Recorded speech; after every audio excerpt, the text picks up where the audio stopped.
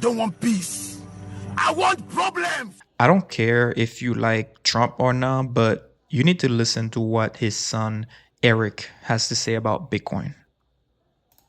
But now more than ever before, now after everything I've witnessed, having maybe the greatest look behind the curtains of anybody on earth into what the systems truly are, how the systems are manipulated, Bitcoin is actually proving to be the greatest complement to the hard assets our family loves so much.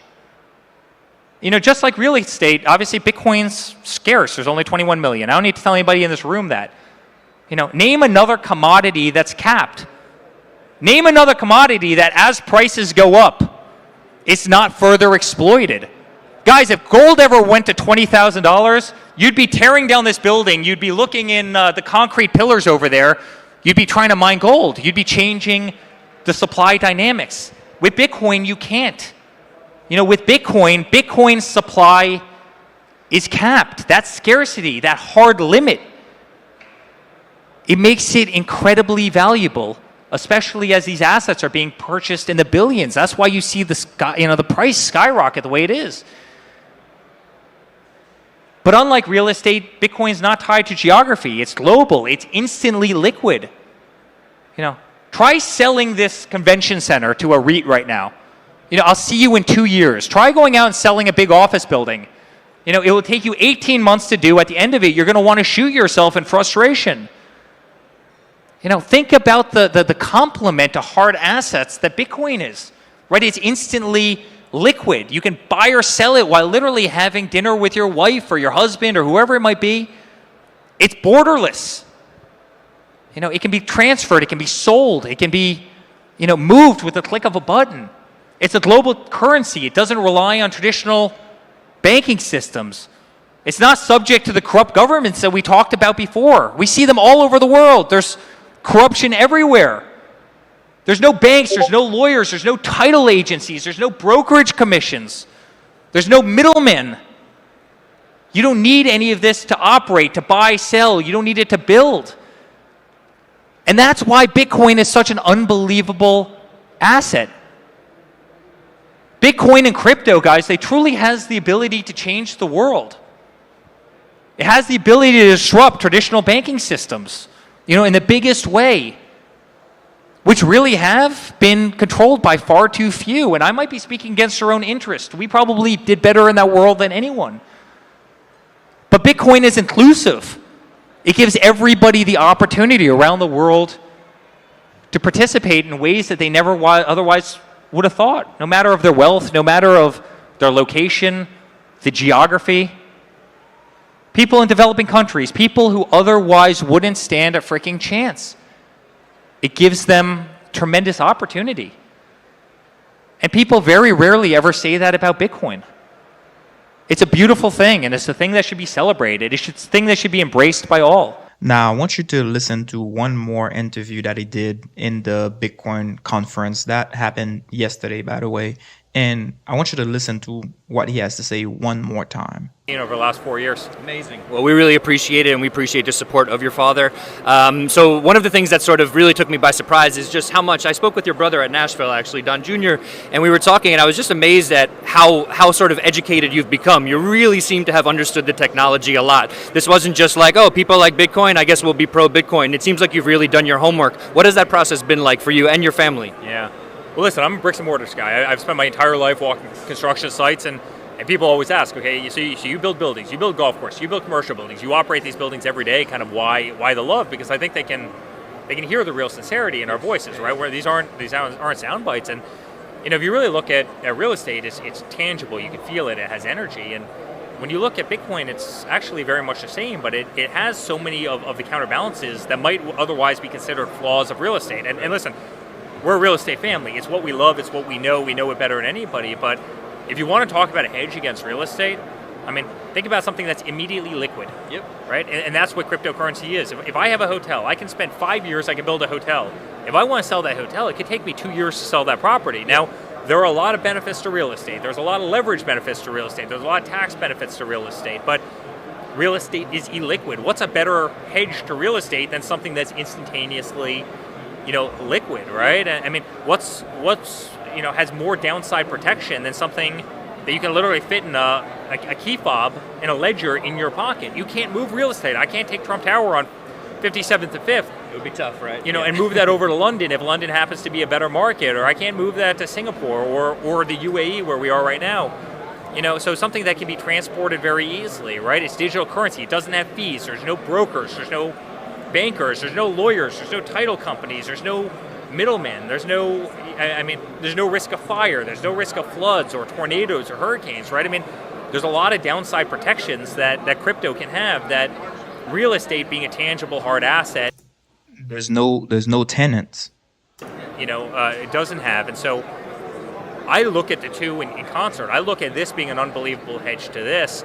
I also look at crypto, as I said before, as something that people can get into who might not have our last name, might not have our balance sheet. I mean, afford a full building or a house. Congratulations, 99% of people, and this is no disrespect. They can't go out and build a 70, 80-story building on Fifth Avenue in New York. The entry costs are too high. 100%. Not to mention, they'll never find the piece of land, they'll never get it entitled, they'll never get it permitted. But they can put into an asset that historically has actually, over the last number of years, has had significant levels of return higher than most real estate. And that's a beautiful thing. And you take people in developing countries and developing nations, people who otherwise don't have a chance, and crypto actually gives them a chance to invest, a chance to succeed, a chance to maybe get lucky and transform their lives. And that's a beautiful thing. And I think it's going to be, listen, it's the future. Make no mistake, it's the future. And again, I really believe that the people who embrace it earlier are going to succeed. The people who don't will, as I said before, get left behind. I think he really understands it.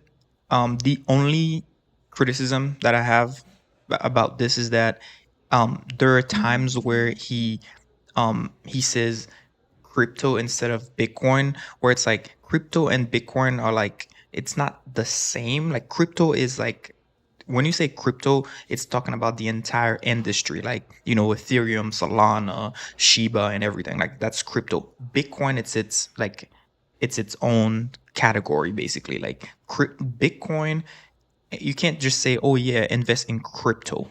Investing in crypto is like investing, like there are multiple options. But if you say invest in Bitcoin or save in Bitcoin, that is like, oh, this is just one category, one thing. So I think there are times where he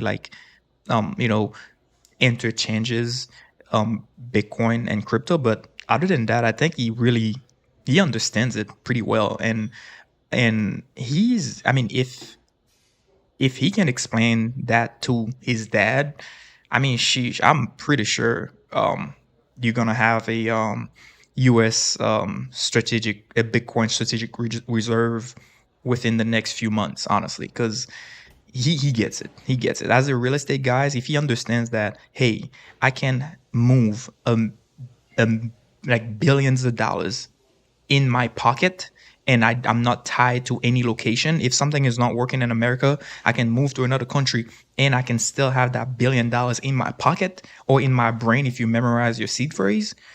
Yeah, man, it's game over. I mean, he knows that Bitcoin is the superior asset. And also, a lot of people think that they are late to this. Shout out to Investor Answers for this graph, by the way. This is where we at. When Bitcoin first started, the block reward was 50 Bitcoins every 10 minutes. We have had 1, 2, 3, 4 halvings so far. Now the block reward is 3.125. Look at how many more halvings we have before we mine the last Bitcoin. So if you think you are late to this, I mean, you can sit on the sideline and do nothing. That is up to you. I mean, you do you. But like, we are so early into this, like extremely early. Like we've only had 4 halving events. This is when the rewards that the miners get for mining Bitcoins are cut in half. We are extremely early in this. So you are not too late into this. I mean, if you don't, and the beautiful part about Bitcoin is that for real estate, for example, if you want to start investing into real estate, you need like 20, 30 grand, 40, 50 grand to actually get your foot at the door. But the beautiful thing about Bitcoin is that you can do $5 a day. I mean, I'm doing $10 a day right now. Like, you don't need a lot of money to invest into Bitcoin.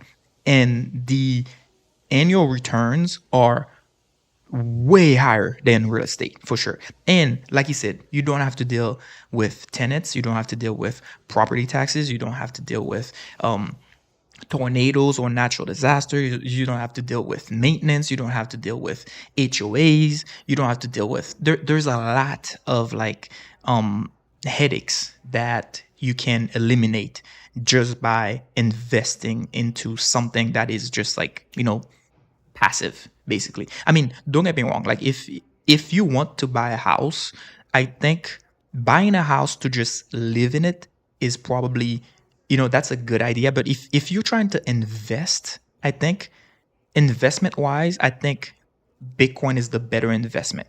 But if you need a roof over your head, yeah, I get it. It's fine if you can afford it, though. If you can afford it, yeah, of course, buy a house, because everybody needs a home. But if you think that, oh, I'm gonna invest into properties, and I'm gonna get like an extra $2,000 a month or whatever. I mean, most people don't do the math, but I've done the math, and if you only have one small little property, yeah, all them, like that extra $1,000 a month that you get is probably gonna go into repairs and taxes and all that. So it's not really worth it. Plus the headache, the trying to find tenants, and also if your tenants decide not to pay you, I mean, I have a few friends and coworkers. They have apartment complexes, and they said, hey man, like, some of my tenants haven't paid me in like a few months, and what do you do? Where do you get the money from? So I think yeah, do your research, go read the book, The Bitcoin Standard, and I don't know, man. Let me know in the comments. Do you still think that Bitcoin is a scam, or now that you hear people like Eric Trump talk about it, do you think it's actually legit now?